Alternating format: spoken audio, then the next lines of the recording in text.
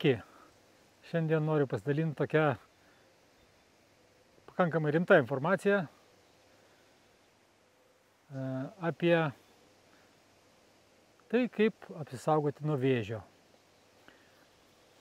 Kodėl aš šią temą nusprendžiau dalintis dabar, tai tiesiog neseniai sulaukiau skambučio iš savo labai gero draugo, kuris gyvena New York'e, jis yra 10 metų už mane jaunesnis, labai mane panašus ir daugelis jį netgi painioja su mano broliu. Ir pasakė, kad visiškai netikėtai daktarai jam dabar pripažino kasos 4 stadijos vėžį. Tokios žinios paprastai mane priverčia susimastyti, ar tikrai aš pakankamai gerai rūpinuosi savo sveikata, ar aš užsiemu pakankamai gerai vėžio prevenciją.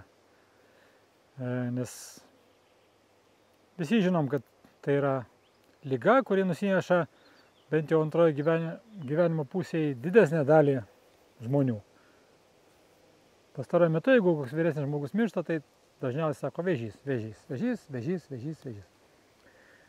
Ir aš pažįstu ne vieną žmogų, kurie patys vėžį išsigydyti sugebėjo, nes tikrai patikėjo savo jėgomis. Ir aš visą gyvenimą kažkaip gaudavau visokios informacijos apie tai, kas yra vėžys, kaip jisai vystosi, kodėl vystosi. Ir man labai ta informacija būdavo įdomi. Ir aš tai, kas rezonuodavau, tiesiog susikonspektuodavau ir turiu savo galvoje.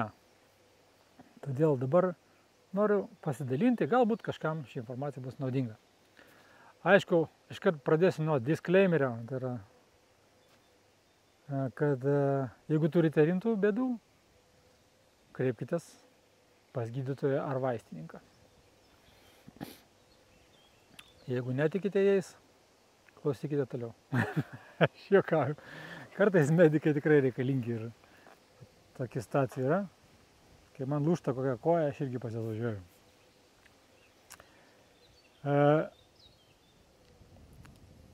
Kažkada į mano rankas pateko vieno daktaro,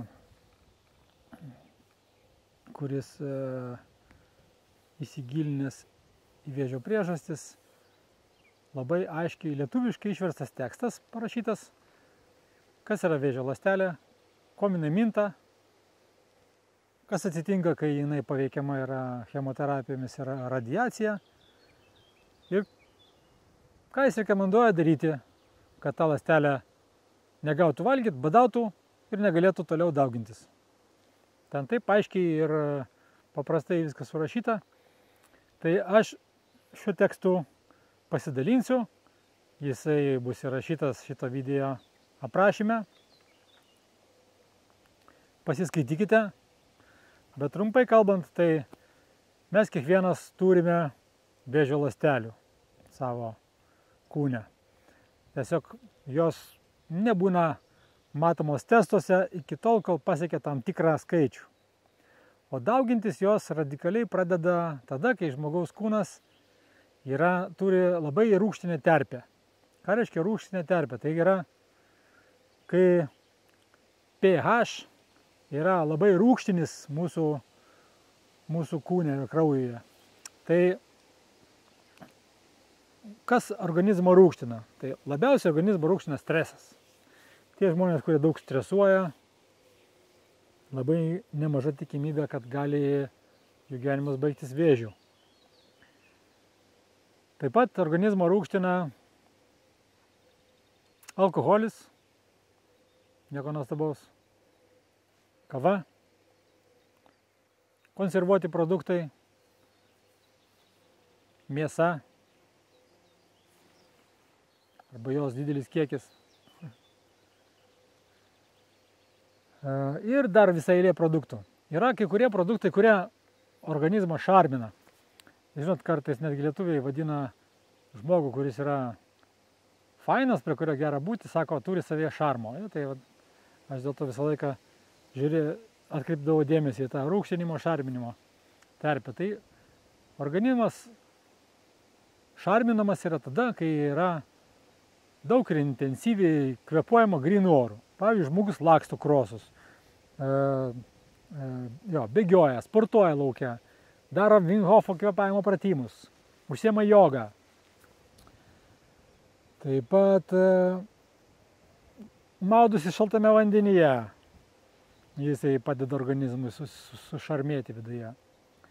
Jeigu jisai valgo daug šviežių visokių salotų, ten agurkus, ypatingai agurkai, avokadai ir citrinos, pasirodo, labai rūgština, tai yra nerūgština, o sušarmina organizmą, nors citrina yra rūgšti, jinai pati yra rūgštis, bet kai patenka į kūną, matyt, dėl to, kad turi daug C vitamino ir visokių antioksidantų, tai sušarmina organizmą.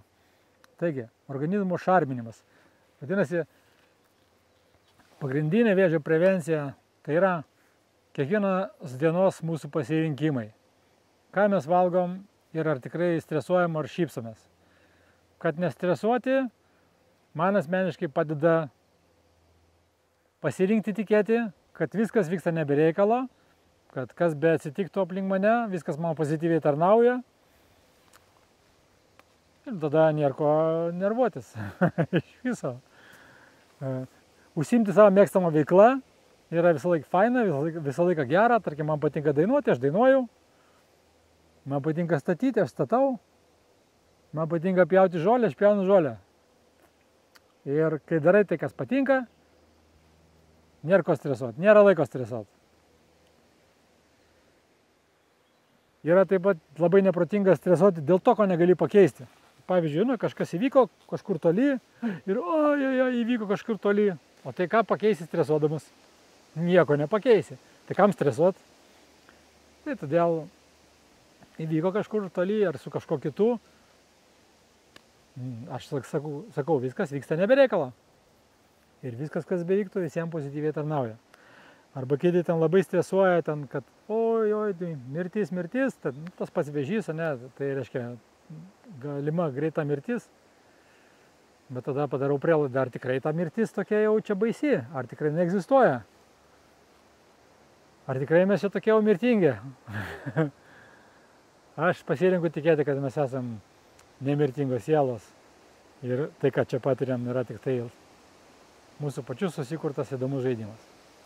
Taip yra tikrai mažiau streso keliantis tikėjimo kupinas gyvenimas.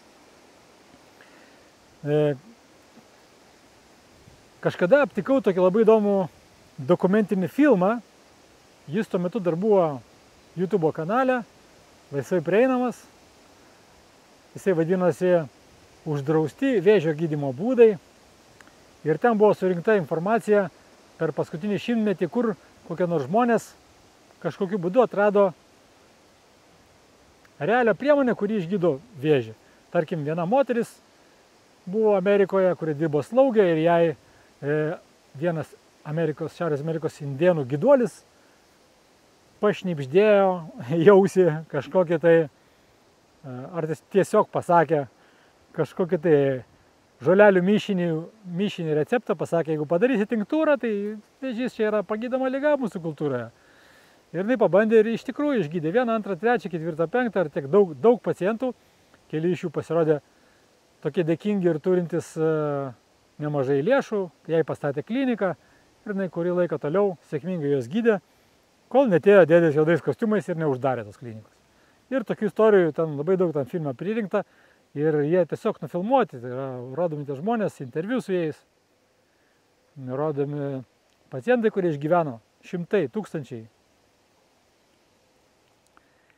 Ir taip pat tam filme parodoma, kaip ta visa industrija farmacinė ir medicininė buvo sukurta 2 žmonių paskutiniam šimtmetyje. Tikrai vertas dėmesio filmas, aš neseniai jį aptikau viename tinklapyje, kuris buvo įsikėlęs pas save. Ir netgi ten galima buvo uždėti automatinius lietuviškus titrus. Tai aš tą filmą persirašiau į savo kompiuterį ir ketinu nufilmavęs šį video paskelbti jį ir įdėti taip pat nuorodą į šitą video aprašymą. Labai rekomenduoju, pasižiūrėkite. jeigu turite draugų ir giminių, kurie serga vėžiu, duokit jiem pažiūrėti. Pažiūrėkit patys dėl prevencijos, kad suprast. Gerai žinot tokius dalykus.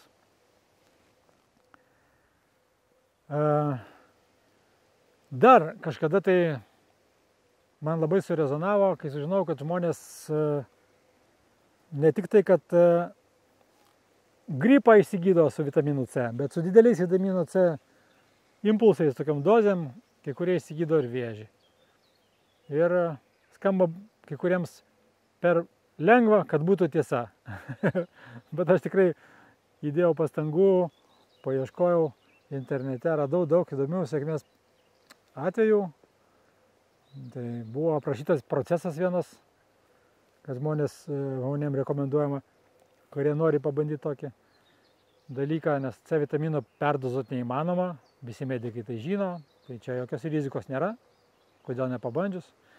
Ir ten buvo rekomenduojama pakvėpuoti deguonės kaukę, arba tiesiog galima intensyviai pakvėpuoti, jeigu nėra deguonės baliono kur nors prieinama, kad sušarminti jau organizmą. Tada gerai iškvėpavus paprašyti, kad kokia nors medsesuo suleistų vitamino K, jisai sutiršina kraują ir matyt, tas visam procesui C vitamino įsavinimo padeda. Ir tada paprašyti, kad sete pati seselė pastatytų lašelinę vitamino C ir per vieną kartą jie rekomenduoja susilašinti 100 ml C vitamino per 100 minučių. 1 ml per minutę. Aš kažkada kalbėjau su savo pusėse, kur yra medsesuo ir sako, ne, sąmonė tokio kiekio, nieks čia tau nelašins, čia yra. Juos medikus nemokina tokiais kiekiais žmonėms C vitaminą leis. Bet aš radau, kurie žmonės tai daro ir kai kuriems per 2 savaitės dingsta vėžys. Tai buvo parašyta internete, aš patikrinti negaliu, man rezonuoja ta informacija. Tai aš kartais tiesiog pagalvoju, kai man tas draugas paskambino, aš pagalvoju, ką aš daryčiau, jeigu dabar man ateitų žinia, kad aš sergu vėžiu. Tai aš tą pačią dieną visiškai pakeičiau savo mitybą, išmesčiau cukrų, pirmą dalį cukrų ir visus saldžius produktus, nes vėžio ląstelė minta cukrumi. Tada visi, kas gali gaminti gleives, bet kokius pieno produktus, įskaitant sūrį, bet kokį glitimą, bet kokias pizzas ir bulkas ir donas ir taip toliau. Pradėčiau valgyti daug šarminančių daržovių šviežių, agurkų sultis gerčiau salierų sultis kiekvieną dieną. Ir daryčiau didelius tokius vitamino C užpildymus savo organizme. Daug kvėpuočiau intensyviai, keletą kartų per dieną. Ką dar daryčiau? Užsisakyčiau gal tos tinktūros, kur tam filme močiutė išgydė daug tūkstančių žmonių, nes ta tinktūra pasirodo Amazonėje parduodama. Vadinasi, lyg tai Esiak. Ir taip pat gerčiau vandenį su soda. Nes taip pat tam filme yra rodomas vienas medikas italas, kuris labai paprastuoju būdu nusprendė, kad vėžys tai yra grybelinio susirgimo pasekmė ir kad grybelis tiesiog miršta nuo sodos ir pradėjo sodą gydyti žmonės. Irgi pagydė 100 žmonių.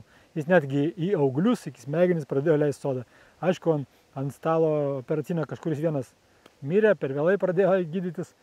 Tai visa ta sistema medicinos jį užsipuolė ir atėmė licenciją ir buvo pasodintas net į kalėjimą. Bet išėjęs tęsė savo privačią veiklą ir toliau, kiek žinau, su soda sėkmingai gydo žmonės nuo vėžio. Tai tokių įdomių dalykų egzistuoja aplinkui.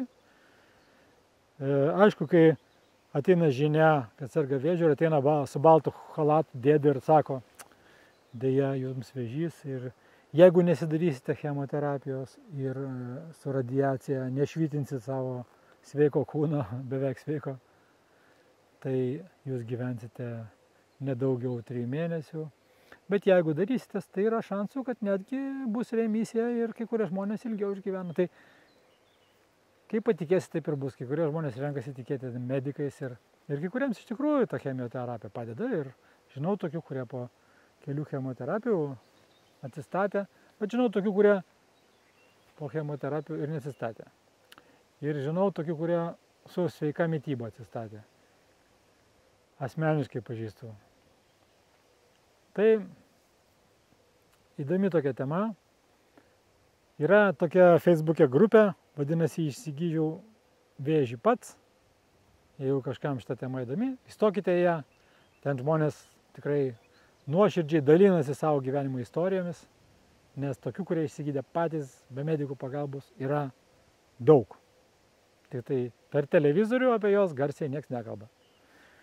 Nes gali nukentėti labai galingas verslas kažkam. Tai va, tokia va tema. Labai linkiu niekam negauti tokios žinios, linkiu gerti daug salierų ir agurkų sulčių, daug daryti kvėpavimo pratimų, lakstyti, maudytis šaltam vandenyje, vaikščioti į pirtis, daug šypsotis, užsiimti savo mėgstamą veiklą, niekada nestresuoti, valgyti daug vaisių, kuriuose yra daug vitamino C, pavyzdžiui, kamų. Tai tiek šiandien norėjau pasidalinti su jumis apie vėžį. Tikiuosi, ta informacija pasirodė jums įdomi.